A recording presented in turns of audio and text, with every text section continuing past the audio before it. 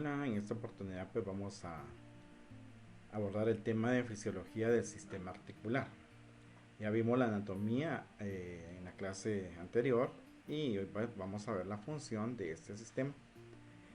Antes dejando los créditos necesarios de la clase, ¿verdad? Que nos avala nuestra casa de estudio. Y su servidor Gamaliel Hernández, el profesor del curso de fisiología humana. Ya vamos avanzando ya en el segundo módulo virtual en este semestre y para nosotros pues creo que es satisfactorio saber que usted ya ha aprendido bastante, ¿verdad? Hasta este momento ya, si usted ve la cantidad de términos que ya maneja, pues es bastante, ¿verdad? Es considerable y eso nos alegra, porque así vamos desarrollándonos. Entonces vamos a decir que eh, hablar de las articulaciones y la homeostasis. ¿Qué relación tienen las articulaciones con nuestro equilibrio? Pues las articulaciones del sistema esquelético contribuyen entonces a la homeostasis a través del mantenimiento de los huesos, unidos de un modo tal que nos vayan a permitir hacer el movimiento y tener la flexibilidad en el cuerpo. Vemos allí en la imagen, ¿verdad? Vean ustedes cómo va caminando el esqueletito. Pero si solo fueran los huesos, no haríamos eso y haríamos mucho ruido, siento yo, ¿verdad? Miren en la imagen de abajo, ver el movimiento que realizamos. Por eso lo logramos hacer por medio de ese equilibrio que nos tiene, que participa el sistema articular en este sentido. Una articulación es un punto de contacto entre dos huesos, entre hueso y cartílago o entre huesos y dientes. Eso lo veíamos por la tipificación de las articulaciones, veíamos que tenía ese tipo de unión. El estudio científico de las articulaciones se le denomina artrología. El estudio del movimiento del cuerpo se le denomina kinesiología. Kine, que viene de la palabra movimiento. Entonces es el estudio del movimiento. Y hasta el momento pues nosotros hemos hecho ya un sinfín de descripciones en relación al movimiento, ¿verdad? Hemos hablado de la flexión, de la extensión, de la circunducción, decíamos en la ocasión anterior, también de la protrusión, retrusión. Vean, y eso se encarga la kinesiología de ver los tipos de movimiento que tiene nuestro cuerpo, que es lo que logramos con nuestras articulaciones. Eh, Clasificación de las articulaciones. Creo que vamos a hacer un pequeñito repaso nada más. Y decimos que por la clasificación funcional, o sea, cómo es que trabajan las articulaciones, nosotros las vamos a clasificar en sinartrosis. Y ahí tenemos la primera imagen. ¿La ven ustedes ahí? La unión de las suturas. Ahí no tenemos ningún tipo de movimiento. También tenemos la anfiartrosis, que es una articulación con movimiento limitado.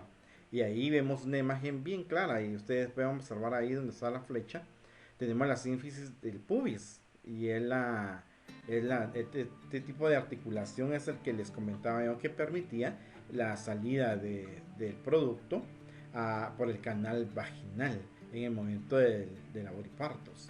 Entonces se abre, es la única ocasión en que tiene la mayor extensibilidad.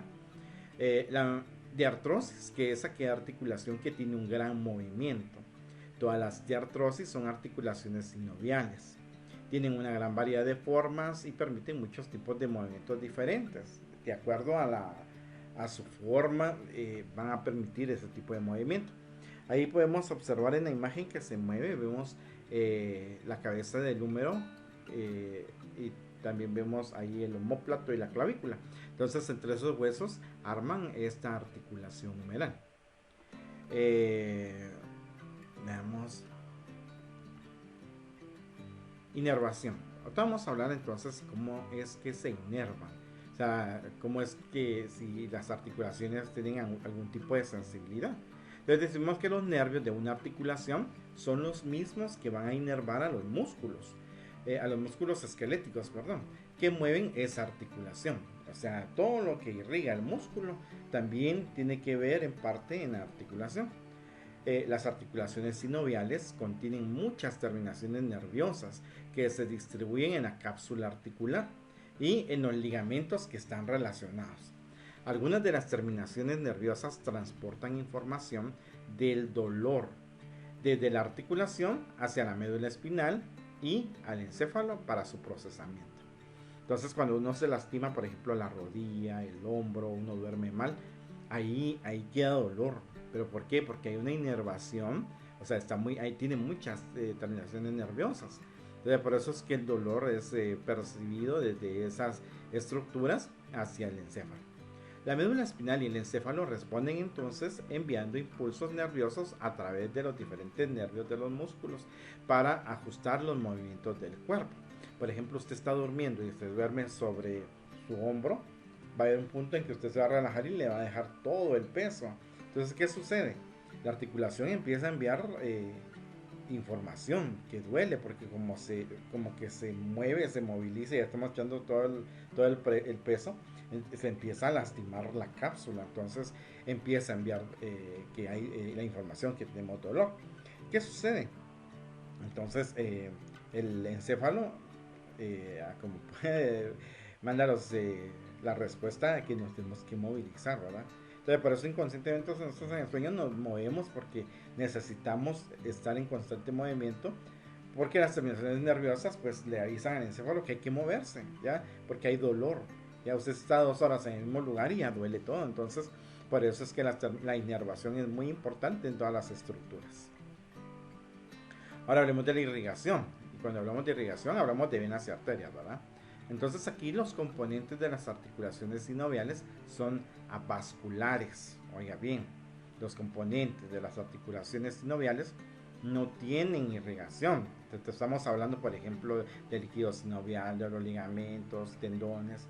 Ya, esos no tienen irrigación, pero sí las arterias adyacentes envían numerosas ramas que penetran en los ligamentos y en la cápsula articular para proporcionar ese oxígeno y nutrientes. O sea, penetran, ¿ya? Pero no es que esté irrigado, no, que penetran y ahí van a depositar las partes de oxígeno y nutrientes. Las venas son las que retiran de ahí adentro el dióxido de carbono y los desechos que generalmente pues, se generan a ese nivel estructural. Las ramas de diferentes arterias se anastomosan alrededor de la articulación antes de penetrar la cápsula articular. Cuando decimos se anastomosan, ahí vemos en la imagen, ¿verdad? Miren cómo es que se unen ya para poder penetrar esa cápsula. Y lo hace pues en varias ramificaciones. Pero no es que la articulación funcione al igual que, por ejemplo, como les diría, un músculo, ¿verdad? Que un músculo usted lo corta y empieza a sangrar porque hay mucha irrigación. El hueso usted lo fractura y empieza a sangrar porque hay irrigación. En cambio, una cápsula o un ligamento usted lo corta, va a haber sangrado, pero muy poco, o sea, no está tan irrigado. Pero sí penetran las arterias y las venas para poder dejar oxígeno y nutrientes. Los condrocitos del cartílago articular de una articulación sinovial reciben oxígeno y nutrientes del líquido sinovial formado a partir de la sangre. Todos los demás tejidos articulares reciben irrigación directa de las arterias. Vean bien, los cartílagos que están dentro de una articulación sinovial están formados por condrocitos. Esta es la unidad básica de los cartílagos. ¿Cómo ellos reciben como esa vascular ahí adentro? ¿Cómo reciben el oxígeno y los nutrientes? A través del líquido sinovial. O sea que ahí vemos en la imagen que penetran las arterias, pero o sea, no llenan la cápsula articular de arterias y venas. Eso está, ahí no hay irrigación. Entonces, pero si llegan hasta la cápsula y podría ser que lleguen a la membrana sinovial. Pero ahí es que ellos depositan el oxígeno y los nutrientes. ¿A dónde caen? Al líquido sinovial. Entonces va a ser el líquido sinovial el encargado de mantener la oxigenación y la nutrición de toda esta cápsula articular. El dióxido de carbono y los desechos pasan desde los condrocitos, o sea, de lo que están utilizando, desde esos condrocitos que están en el cartílago articular, pasan al líquido sinovial. Y ese líquido sinovial hace el favor de mandarlo a las venas, ¿verdad? Entonces ya las venas ya se lo llevan de regreso. Entonces el dióxido de carbono y los desechos de las demás estructuras articulares van a ingresar directamente a las venas. Así es como se logra hacer ese intercambio. No es que las venas y las arterias lleguen y anden nadando ahí en el líquido sinovial, no. Eso solo llega a la cápsula, lo irrigan, entonces es el líquido sinovial el que se encarga de hacer ese otro proceso. Aparte de mantener la articulación lubricada. Ahora veamos las bolsas sinoviales. Hablamos del líquido sinovial y ese se recuerda usted que está dentro de la cápsula. La cápsula está aquí, adentro está el líquido sinovial que mantiene la forma de la cápsula. Pero ahora hablamos de las bolsas sinoviales, ¿y esas cuáles son? Las bolsas no forman parte de las articulaciones sinoviales directamente, pero se asemejan a la cápsula articular. ¿Por qué? Porque sus paredes están constituidas por una membrana fibrosa externa de tejido conectivo denso, delgado, revestido por una membrana sinovial. Estas bolsas sinoviales contienen una pequeña cantidad de líquido similar al líquido sinovial. Oiga bien, es una pequeña cantidad de líquido similar. No es que sea líquido sinovial, pero es similar. ¿Por qué? Porque estas bolsas, si ustedes se dan cuenta ahí, dice que se pueden localizar entre la piel y los huesos, entre los tendones y los huesos, entre los músculos y los huesos, o entre los ligamentos y los huesos. ¿Para qué sirven esas bolsas? Esas sirven para amortiguar el contacto, por ejemplo, durante un movimiento o algún golpe, o todo lo que hacemos nosotros en el día y ni cuenta nos damos. Entonces, permite amortiguar, ¿verdad? Y que no pegue el hueso directamente. Entonces, vemos muy bien ahí en la imagen, vea usted la bolsa subacromial. Tenemos una bolsa aquí arriba entonces, ¿ya? Que por ejemplo cuando hay un problema y nos golpeamos duro, esas bolsitas se han de estallar. Entonces es lo que forma el edema también, o sea, la inflamación y ahí hay edema. Muchas veces es porque estas bolsitas sinoviales se revientan. Pero ¿para qué sirven? Sirven para poder mantener ese amortiguamiento, ¿verdad? Entonces, miren, existen bolsas sinoviales. También existen las vainas tendinosas o las vainas sinoviales. Vea usted la imagen. Hablamos de las bolsitas, pero ahora miren esas vainas. Y cuando hablamos de vaina es como una capa alargada. Entonces como que fuera un ejote. A los ejotes se le llaman vainas, ¿va? Que vienen en las vainas. O los frijoles vienen en vainas. ¿Qué son los ejotes, va? Entonces, estas vainas tendinosas que recubren, vean ustedes, recubren todos los tendones. Aquí hay un claro ejemplo, ¿verdad?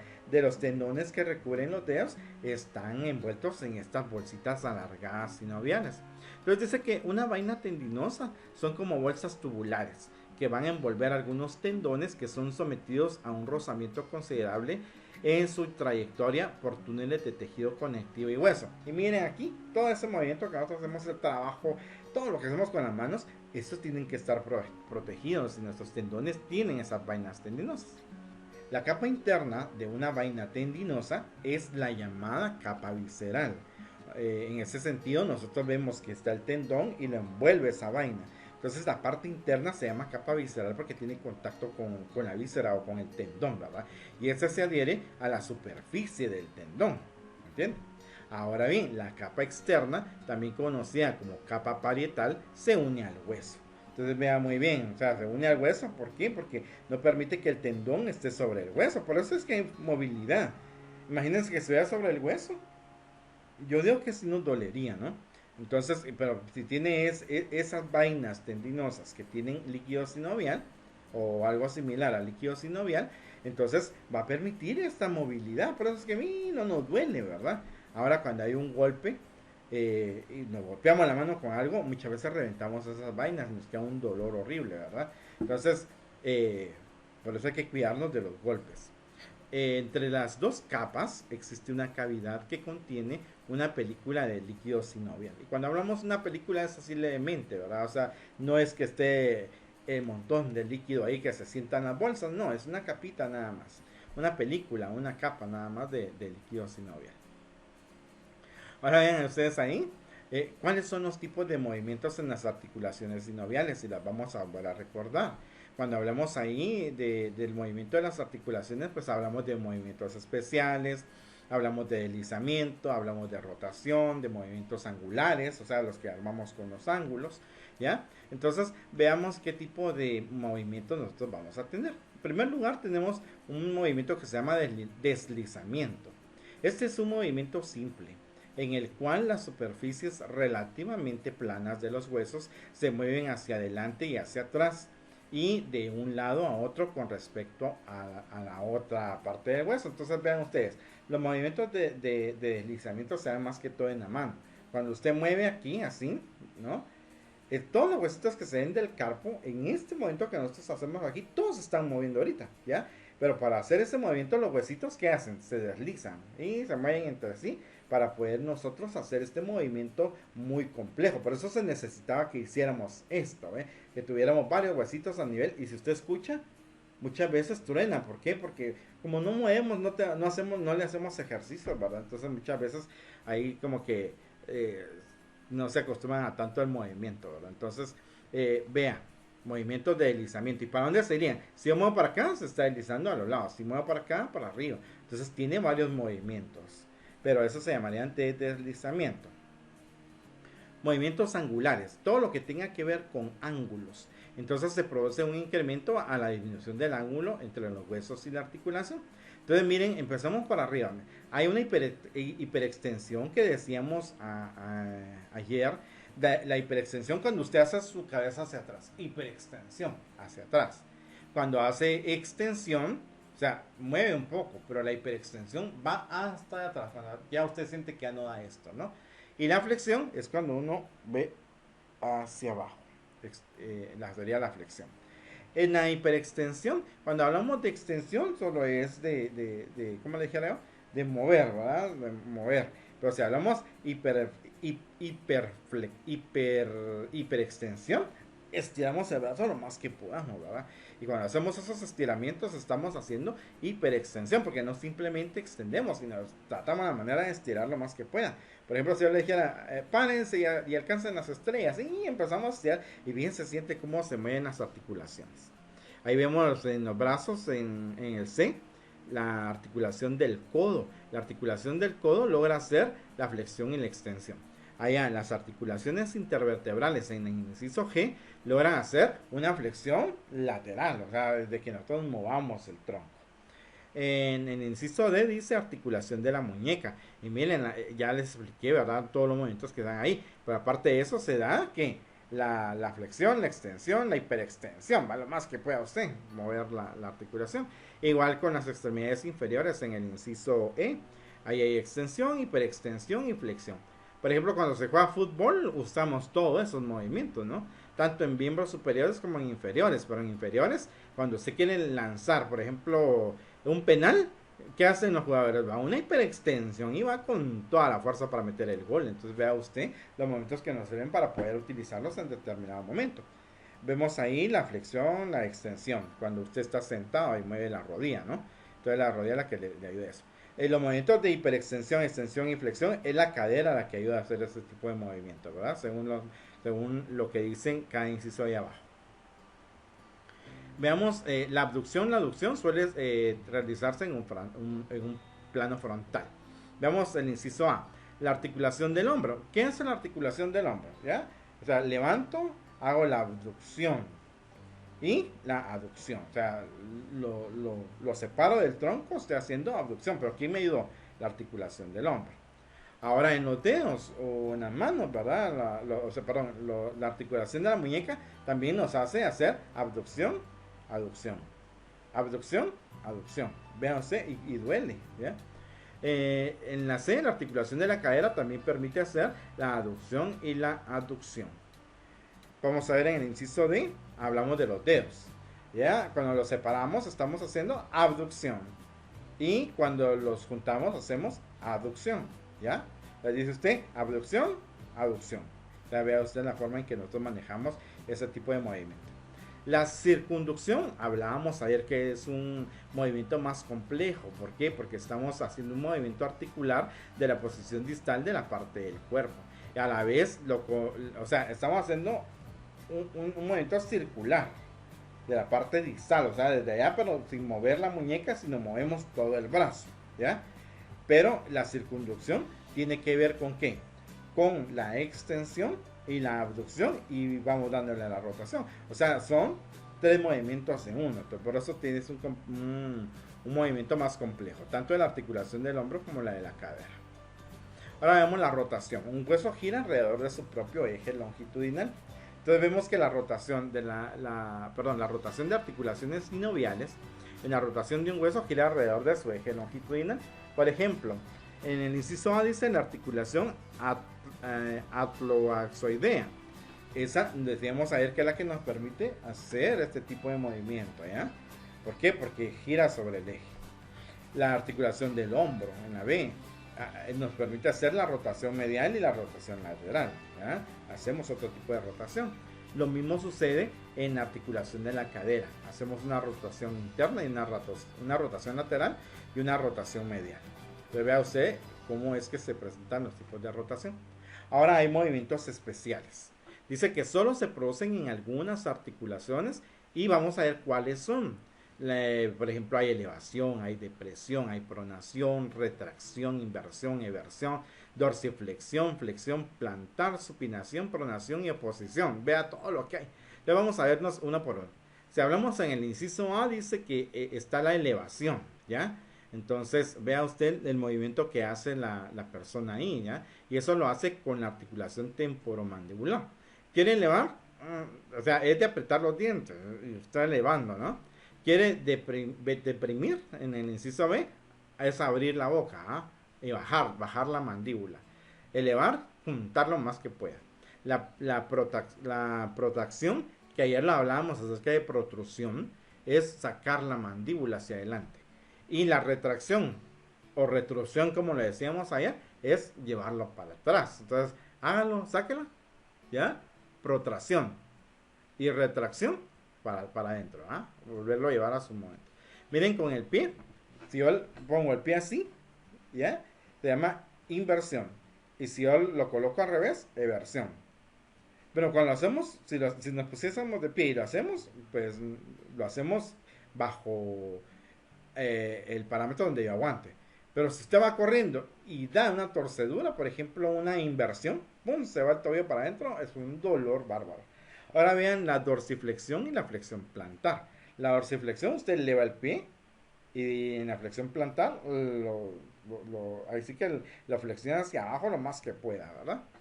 Veamos en la mano, ya habíamos dicho ayer, pronación, supinación.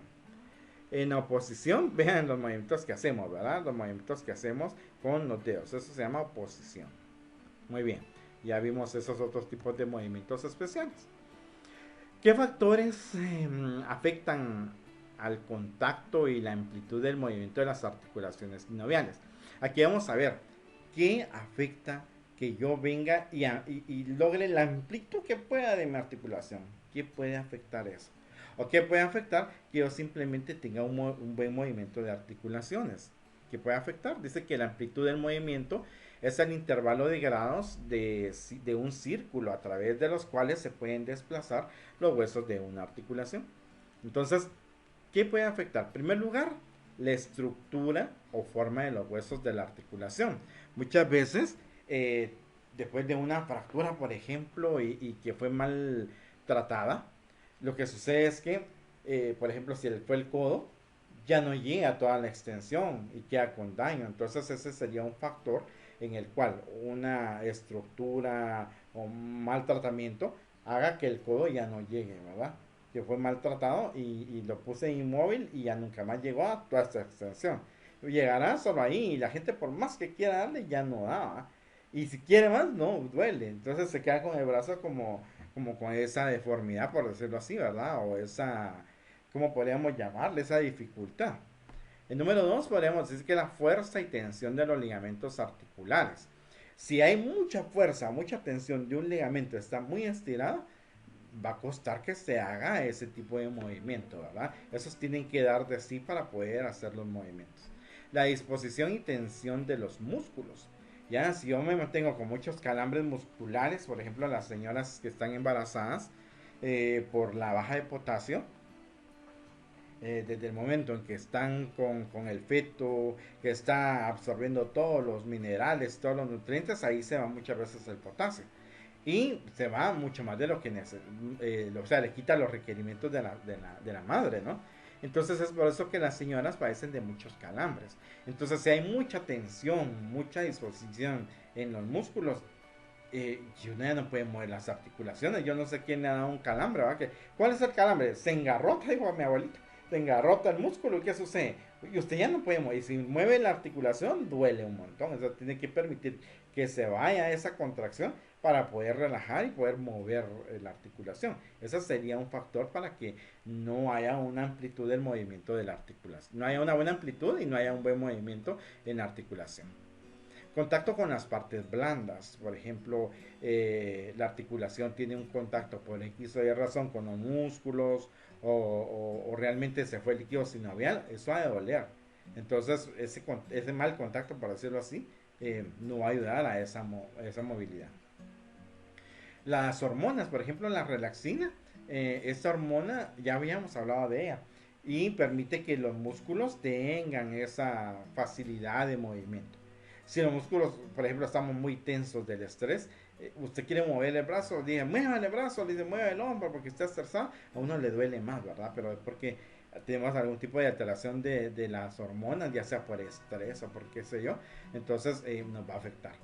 Y la falta de uso, porque por ejemplo usted solo se mantiene sentado, acostado todo el día. Ya cuando quiera levantarse duele todo, ya, ay, me duele el hombro, me duele la cadera. No, yo las abuelitas pues cuando se levantan le duele todo su cuerpo, pero es por la edad. Ahora, si uno de ustedes jóvenes está chillando ahí en la mañana que le duele el cuerpo, entonces porque realmente solo acostado se mantiene o solo sentado, ¿verdad? Entonces la falta de uso de las articulaciones le va a doler. Entonces no sea chillón, levántese a caminar, corra, salte, ¿verdad? Porque usted está joven, entonces tiene que manejar, o sea, tiene que tener al día ese uso de sus articulaciones. Ok, vamos a ver algunas articulaciones corporales específicas, o sea, que tienen algo ahí de especial. Entonces veamos la primera articulación, dice articulación temporomandibular. La vimos ayer porque dábamos el ejemplo de que tiene un cóndilo. Y vea usted ahí cómo se mueve. Vea la imagen y vea cómo se mueve. Mire cómo se mueve. Hay un ligamento que permite que el hueso, que ese cóndilo salga y permita que nosotros abramos la boca, ¿no? Entonces ese cóndilo sale y entra, sale y entra. La articulación temporomandibular es una articulación trocoide y artrodia que están combinadas, formada por la apófisis condilia de la mandíbula, o sea, ese huesito que está ahí, el cóndilo, y la fosa mandibular, ya o sea, el círculo que ustedes ven ahí, y el tubérculo articular del hueso temporal. La articulación temporomandibular es la única móvil de los huesos del cráneo, o sea, incluyendo los de la cara, es la única que se mueve en esa magnitud, vea usted. ¿Ya? ¿Por qué? Porque permite que abramos la boca y tiene que tener buenos ligamentos. Yo no sé, a ver, tóquese acá así, ¿ya? Apriete y ahora habla la boca. ¿Ah? Sienta cómo sale el cóndilo. ¿Ya sintió? Va ahora más arriba. Vea, mire cómo se mueve, ¿ya? Es la única articulación del cráneo y la cara que es la que tiene esa movilidad. Dice, vamos a ver, también, excepto los huesecillos del oído, dice ahí. Sí, porque adentro los huesecillos tienen cierta movilidad para mantener el equilibrio, pero no son esa articulación como vemos la de esta, pero sí tienen cierta movilidad, ¿ya? Entonces, vean, por eso es especial. Por ejemplo, cuando una persona, ya abuelitos, ¿verdad? Eso más que todo uno mira en abuelitos. Postezan, ¿verdad? Ay, usted duele. Y de repente duele aquí porque siente uno que, ay, se me va a salir el huesito. Y sí, para muchos abuelitos o mucha gente que tiene problemas con articulaciones, se dislocan. Y viene y la mandíbula cae. La mantienen caída. Entonces hay que estarla colocando en su lugar, ¿verdad? Pero ese ya son problemas, pues, secundarios. Veamos ahí, miren esta articulación también muy compleja. Para mí esa articulación del hombro es muy compleja. ¿Ya? Es una enartrosis, dice. Es una enartrosis formada por la cabeza del húmero y la cavidad glenoidea de la escápula. Estamos hablando del omóplato, ¿no? El omóplato es el que hace esa cavidad y la cabeza del húmero para poder hacer ese movimiento. Vean ustedes en la imagen que tiene ahí movilidad. Vea cuántos ligamentos tienen que haber para poder mover nosotros el hombro. Esta articulación del hombro también se llama articulación escapulohumeral o glenohumeral. ¿Por qué? Porque básicamente tienen que ver esos dos huesos para poder hacer ese movimiento. Ven allá, miren, allá hay bolsas sinoviales y si ven el tendón, también tiene su vaina sinovial, o sea, que protege al tendón al insertarse al hueso. O sea, eso es importante que lo observe ahí. Sigamos. Eh, aquí estamos como que viendo más de frente, estamos viendo de frente esa articulación y vea cómo entra la cabeza humeral a esa cápsula que le favorece el hueso omóplato. Y miren, allá dice bolsa subacromial, o sea, hay una bolsita que está arriba, ¿ya? Para poderlo proteger y poderle dar ese amortiguamiento. Entonces, vea usted toda la complejidad que es nuestro cuerpo. ¿Verdad? Eso es una enartrosis muy compleja. Veamos ahora la articulación del codo. Esa es otra articulación y mire el hueso. Yo quiero que vea, mire cómo se combina. De la parte lateral y ahí da la vuelta, miren. O sea, es como que fuera acá una bisagra que bien combinan los dos huesitos. Cuando hay un accidente, por ejemplo, usted va en el carro así y le pasan golpeando el codo, recuperar un codo es muy difícil, más cuando se quiebra la partecita de la parte, ¿sabes? Proximal del radio, ¿sabes? Del cúbito es. Eh, Miren cómo cuesta de veras recuperar un codo, ¿ya? Y para muchos ya no, muchos se quedan así, que quedan así que flexionados. Otros que logran llegar pues no con flexión completa, ¿verdad? Entonces cuando el codo pues es muy lesionado. Es una articulación de tipo gínglimo, o sea, una como bisagra, formada por la tróclea y la cabeza del húmero. La tróclea estamos hablando de ese huesecito que cabal, como que fuera un ganchito, ¿va? Lo que hace lo que forme la bisagra. Entonces, en la cabeza del húmero ahí hay una escotadura. Ve ese orificio, esa, ¿cómo le dijera yo? Ese espacio cabal para que entre ahí la tróclea del hueso del cúbito. Entonces, esa escotadura troclear del cúbito y la cabeza de radio, ¿verdad? Permiten que se forme este tipo de bisagra. Ahí hay varios ligamentos, ahí hay bolsas, ahí hay vainas sinoviales para que pueda darse ese tipo de movimiento. Y también se acuerda que en medio de los huesos y allá se miran, están los ligamentos o la membrana interósea que va a permitir que nosotros podamos rotar así, ¿no? Hacer este tipo de movimiento. Vean lo bonito que son esas articulaciones, ¿no? También tenemos otra bien compleja que es la cadera. Ya la articulación de la cadera, que muchas ocasiones las más afectadas son las mujeres ya cuando están en la tercera edad, porque la cadera se descalcifica y así fácil hay una grande fractura, ¿verdad? Esa de la fractura pues ya hemos visto cómo es que se dan, lo vimos en osteología. La articulación de la cadera o la articulación coxal, cualquiera de los dos nombres es para este tipo de articulación. Esta es una enartrosis y es la enartrosis más grande, por decirlo así, formada por la cabeza del húmero y por el acetábulo. Y el acetábulo es aquella fosa que está en el hueso coxal que permite esa penetración de la cabeza y la vemos en la imagen, ¿verdad? Cómo es que se moviliza, es una esfera sobre su cavidad para poder hacer ese tipo de movimiento. Obviamente tiene que tener buenos ligamentos para poder soportar todos los movimientos que nosotros hacemos. También encontramos ahí otra bien compleja, la articulación de la rodilla. La articulación de la rodilla hablamos, ¿verdad? Que es una articulación tibiofemoral. ¿Por qué tibiofemoral? Porque une fémur y tibia. ¿Ya? Es la articulación más grande y más compleja del cuerpo. Oiga bien, es una articulación gínglima. También es tipo bisagra, porque también consiste en 3 articulaciones con una sola cavidad sinovial, ¿ya? Entonces es una gran capsulona, ¿ya? Entonces que permite todos los movimientos para esta gran articulación de la rodilla. Y adentro veíamos ayer que hay ligamentos cruzados, hay meniscos, hay suficiente líquido sinovial. Me imagino que alrededor tenemos que grandes bolsas también sinoviales que protegen esa articulación. Cuando se sufren golpes a ese nivel y se sale el líquido sinovial, sí es difícil o es lenta la recuperación de esa rodilla. Vean ustedes ahí otra imagen tanto lateral y anterior de la rodilla. Cómo es que se observa esa gran articulación. Ahora hablemos del envejecimiento y las articulaciones. O sea, también las articulaciones se envejecen. Y ahí vemos en la imagen, ¿verdad? Ustedes miren cómo se ve el cartílago en una persona joven y en una persona anciana. Obviamente, por tanto año y por tanto movimiento, ese cartílago se va deteriorando. Y al momento de deteriorarse va a generar mucho dolor. ¿Por qué? Porque empiezan a topar los mismos huesos y hay desgaste. Entonces hay suficiente dolor. El envejecimiento suele disminuir la producción de líquido sinovial en las articulaciones.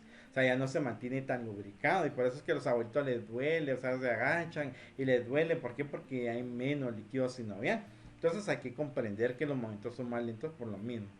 Asimismo, el cartílago articular adelgaza con la edad y los ligamentos se acortan y pierden su flexibilidad. Por eso es que ya no lo ponemos a saltar o a ustedes ni corren porque ya no da de sí y aparte de que ya no da, duele, ¿verdad?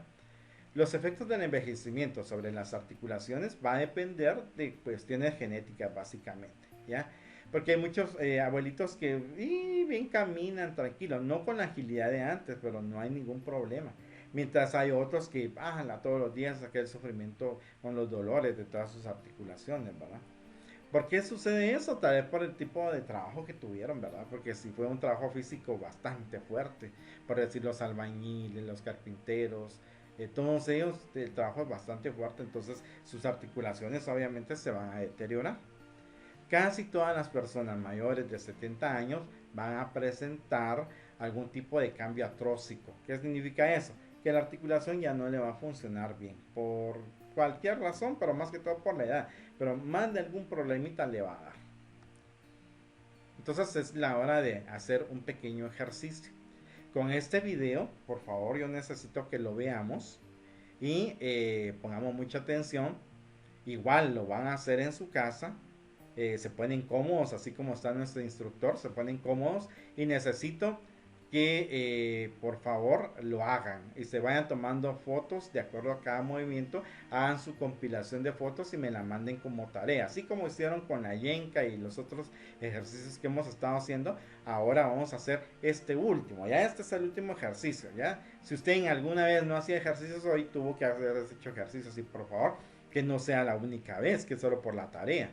Por favor, pónganse a hacer sus ejercicios porque así hacemos un calentamiento articular. Entonces, les dejo el ejercicio para que por favor lo hagan, practiquen.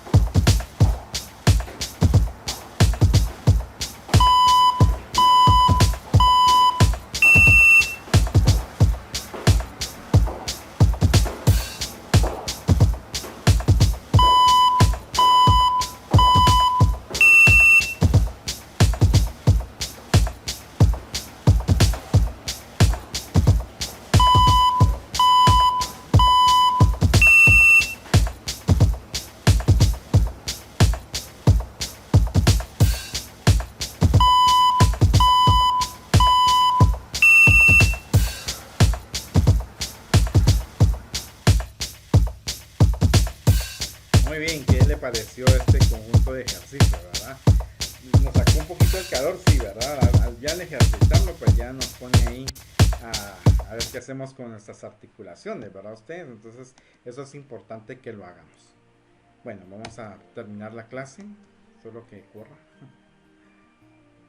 Bueno, entonces, como estamos ya por finalizar, eh, siempre ya para poder terminar, darles la última recomendación, ¿verdad? Que por favor, siempre oremos por los afectados por la pandemia del COVID-19. Eleve un pensamiento, eleve su oración a aquellos que son más allegados, pues háganlo, ¿ya? O un pensamiento por las personas que diariamente están falleciendo. Ah, hace meses, en marzo, abril, las noticias eran allá en Italia, uno se asustaba, ¿verdad? Ustedes, porque en Italia era el problema, hablaban de China, después hablaban de España, todo lo que vivieron. Y ahora somos nosotros los que lo estamos viviendo. Aquí vemos unas imágenes, por ejemplo, en Brasil. Vean el tipo de cementerio de COVID. Son tantos los fallecidos que miren, ahí están en las arenas de las playas donde los están enterrando, ¿verdad? Entonces, y no es uno, son bastantes, son miles, y uno dice, ¿cómo es que esto se lleva a desatar tanto? Aquí en Guatemala, pues al inicio de la pandemia, prepararon el cementerio La Verbena para poder sepultar a las víctimas mortales de esta enfermedad y habían colocado ahí 250 fosas. Y me acuerdo cuando dijeron, ¿verdad? No queremos llenarlas y miren, ya llevamos más de 2500. Entonces, si cada día pues están ampliando más este cementerio, más toda la gente que está siendo sepultada en su cementerio, ¿verdad? Pero sí, la situación está un tanto difícil. O sea que por favor no pierda de vista que se cuide, el cuidado que nosotros debemos de tener eh, para con nosotros, para con la familia, ¿verdad? Y aquellos personajes que vemos ahí arriba, ¿verdad? Que están luchando en primera línea, muchos de ellos se han infectado. Y estos que se han infectado, pues han padecido en carne propia la enfermedad, unos no han ganado la batalla. Entonces son parte ya de los fallecidos. Entonces hay que, miren, hay que pedir mucho por ellos, ¿verdad? Eso es algo que les encargo. Y por último, pues les deseo una feliz semana. Hemos terminado ya la semana 8 de clases. Tenemos ahí la tarea, ya saben que es realizar los ejercicios, tomarse su fotografía ahí y, y poder entonces enviármela, ¿verdad? Ver que si realmente ustedes hicieron práctica de este ejercicio. ¿Por qué? Porque al hacer esa práctica lo que me están asegurando es que están haciendo homeostasis, que esta es la función de este curso, ¿no? La finalidad, perdón, que esta es la finalidad de este curso, hablar de la funcionalidad. Entonces, cuando ustedes hacen todos esos ejercicios que yo los he puesto a hacer, es que me están diciendo, mire, si lo estamos haciendo y si estamos cuidando la homeostasis. Entonces, ¿qué más con eso, verdad? Poder hacer ese tipo de actividad. Entonces, le ponen carátula y ponen las fotos de donde usted en cada ejercicio que está haciendo, quiero ver que se vea, ¿verdad? Para que realmente dejen la evidencia que están haciendo este tipo de actividad. Así que les dejo esta información ahí, ¿verdad? No se olviden ahí darle like y siempre hacer sus comentarios sobre el tema. Si algo no les quedó claro o quieren dar un aporte que ustedes han vivido, alguna experiencia, ¿verdad? Entonces pueden hacerlo, ¿ya? Yo estaré atento ahí para poderlos revisar. Así que tengan una feliz semana. Hasta la vista.